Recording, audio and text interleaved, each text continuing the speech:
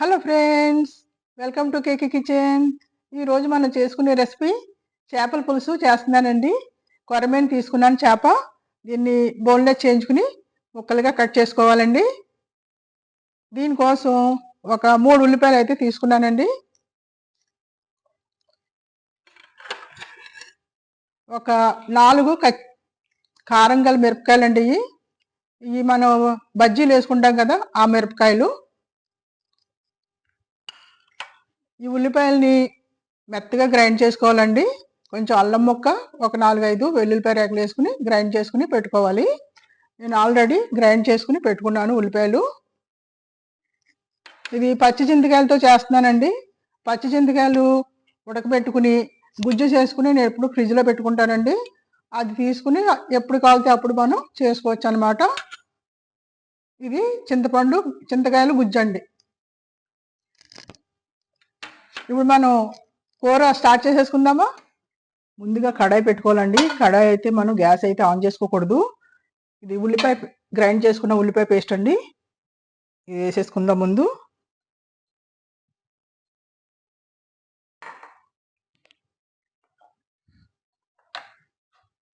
ఇందులోనే అల్లం వెల్లుల్లిపాయ పేస్ట్ అండి, ఒక స్పూన్ వేసుకుంటున్నాను.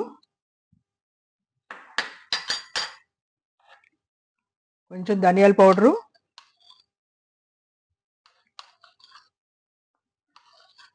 ఒక 2 స్పూన్లు అండి ధనియాల పౌడరు. ఒక 2 స్పూన్లు సాల్ట్ వేస్తున్నాను. సరిపోకపోతే మళ్ళీ వేసుకుందాం. కొద్దిగా పసుపు అండి,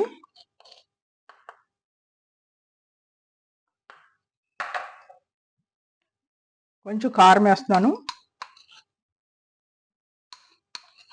కారం ఎక్కువే పడుద్దండి. ఇది పెద్దగా కారం లేదు, అందుకని ఒక 2 స్పూన్లు వేసానండి. ఇప్పుడు ఇవన్నీ కలిపేసుకుందాము. కొంచెం ఆయిల్ పోసుకుందాం. ఆయిల్ పోసేసుకుని మిక్స్ చేసేసుకుందాం. ఆయిల్ అయితే ఎక్కువ పడుద్దండి, చేపల పులుసు కదా. ఇది బాగా మిక్స్ చేసేసుకుందాం. నేను గ్యాస్ అయితే ఆన్ చేయలేదండి. ఇవన్నీ మిక్స్ చేసేసుకుందాం. ఇప్పుడు మనం చింతకాయలతో చేస్తున్నానండి. చింతకాయ గుజ్జు తీసుకుని పెట్టుకున్నాను నేను ఎప్పుడు కూడా చింతకాయలు వచ్చినప్పుడు బాగా వాష్ చేసేసుకుని చింతకాయలండి శుభ్రంగా ఉడకబెట్టేసుకుంటానండి. ఉడకబెట్టేసుకుని దాన్ని మళ్ళీ వడకట్టుకుని మళ్ళీ కొంచెం పేస్ట్ లాగా చేసుకుంటానండి. ఆ పేస్ట్ చేసేసుకుని నేను ఫ్రిడ్జ్లో అయితే పెట్టుకుంటానండి. అది చాలా రోజులు వస్తుంది. ఇది ఉడకబెట్టిన చింతకాయ గుజ్జు అండి. ఇది కూడా వేసేసుకుందాం.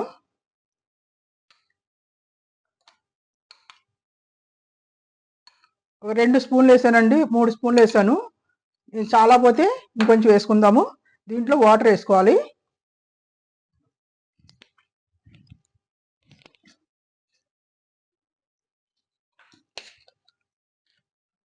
వాటర్ పోసేసుకుని కలిపేసుకోవాలండి ఇలాగ.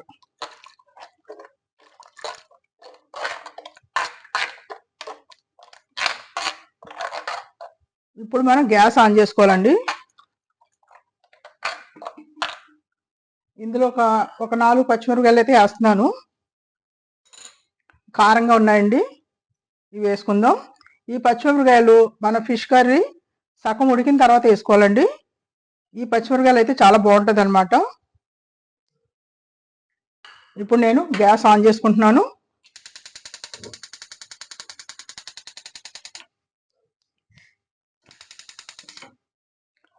ఇది మూత పెట్టుకుని ఒక బాయిల్ అయితే రావాలండి.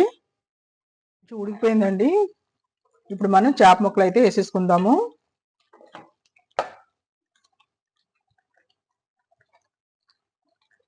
చేప ముక్కలకి ఉప్పు అది ఏం పట్టక్కర్లేదండి. ఆల్రెడీ మనం అన్ని మిక్స్ చేసేసుకున్నాం కదా ఉల్లిపాయ గుజ్జులో.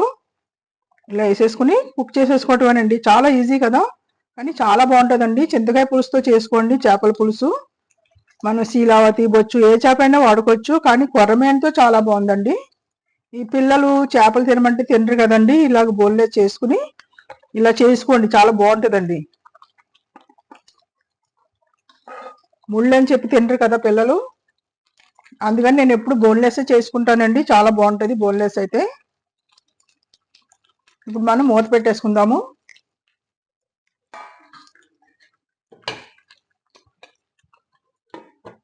కొంచెం ఉడికిన తర్వాత చింతపండు ఉప్పు చూసుకోండి. చింతపండు చాలా పోతే మళ్ళీ కొంచెం వేసుకుందాము.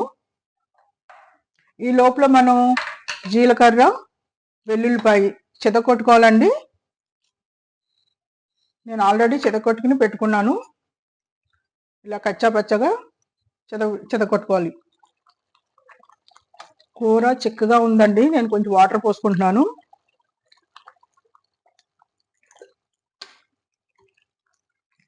ఒకసారి ఇలా కలిపేసుకుని మళ్ళీ మూత పెట్టేసుకుందాము.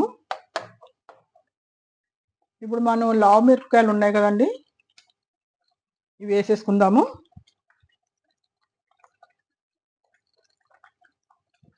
కొంచెం సాల్ట్ ఇప్పుడే చూసుకుందాం. చాలేదండి, చింతకాయలు అయితే చాలా పుల్లగా ఉన్నాయండి. కొంచెం సాల్ట్ వేస్తున్నాను. ఇందులో నేను మామిడికాయలు కూడా వేస్తానండి. మామిడికాయ వేస్తే చాలా బాగుంటుంది. ఇది ఒక కాయ అండి. ఇది టెంక్ అనమాట.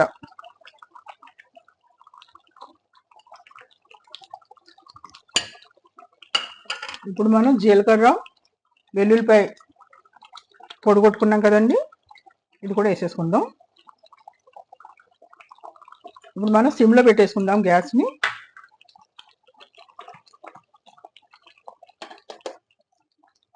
ఇప్పుడు మనం కొత్తిమీర కూడా వేసుకుందాము. కొత్తిమీర మీరు కట్ చేసి వేయొద్దు, ఇలాగా వేసుకుంటే బాగుంటుంది అనమాట. ఈ ఆకు కూడా, ఈ కాడ కూడా దిగాలండి, అప్పుడే టేస్ట్గా ఉంటుంది. ఇప్పుడు మనం సిమ్లో పెట్టేసుకుందాం, మూత పెట్టేసుకుందాం. ఇప్పుడండి లాస్ట్ మీకు ఒక సీక్రెట్ చెప్తాను. ఇది ఆవకాయ నూనె అండి. ఈ ఆవకాయ నూనె చేపల పులుసులో వేస్తే చాలా చాలా బాగుంటుంది.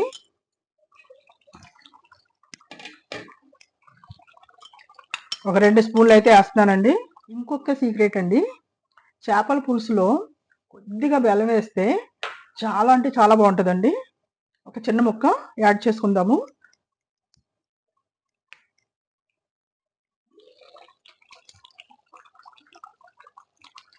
చాలా బాగుంటుందండి, మీరు ట్రై చేయండి ఈ చేపల పులుసుని. ఇలాగే చేయండి. మీకు ఇంకొక సీక్రెట్ చెప్తానండి. ఈ చేపల పులుసుని నైట్ టైం చేసుకుని మార్నింగ్ లంచ్లో తింటే చాలా అంటే చాలా బాగుంటుందండి. నేను ఎప్పుడు ఇలాగే చేస్తానండి, చాలా బాగుంటుంది. ఇంకెందుకు, మీరు కూడా చేసేసుకోండి. వెళ్ళే ముందు ఒక లైక్ ఇచ్చేయచ్చు కదా, కామెంట్ పెట్టండి, సబ్స్క్రైబ్ చేసుకోండి, షేర్ చేయండి మీ ఫ్రెండ్స్కి, ఫ్యామిలీ మెంబర్స్కి. థ్యాంక్ యూ అండి. Thank you for watching.